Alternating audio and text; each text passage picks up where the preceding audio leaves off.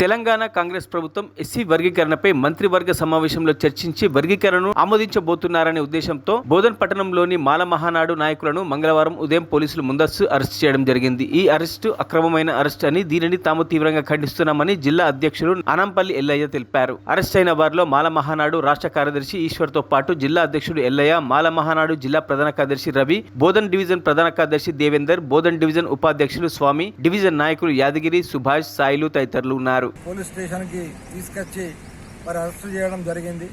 ఏదైతే మరి Telangana government SC వర్గీకరణ విషయంలో మరి ఎంత తొందరపడి మరి నిర్ణయాలు తీసుకుంటుంది, మరి ఇది ఎంతవరకు వాస్తవమో కాదో తెలియదు, కానీ వాస్తవాలను తెలుసుకొని రిజర్వేషన్లు చేయాలనేది గతంలో మాలమానాడు పిలుపునిచ్చింది, చెప్పింది.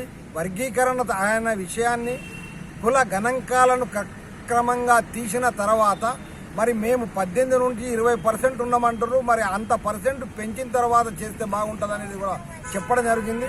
మరి ఏదైతే 2011 లెక్కల ప్రకారం ఒకవేళ తీసినట్టయితే దీన్ని మరి మాలమానాడు తీవ్రంగా వ్యతిరేకిస్తుంది. న్యాయపరంగా మరి సుప్రీంకోర్టుగా, హైకోర్టుగా ఎటు వెళ్ళాలో అటు వెళ్తాము.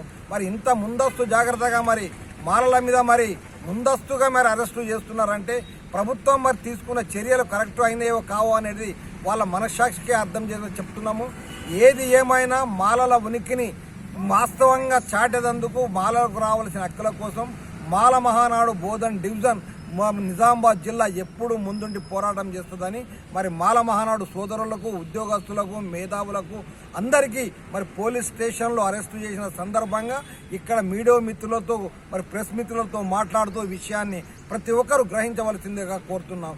జై భీమ్, జై భీమ్, జై మాల, జై మాల. మరిన్ని అప్డేట్స్ కోసం మా ఛానల్ని సబ్స్క్రైబ్ చేయండి.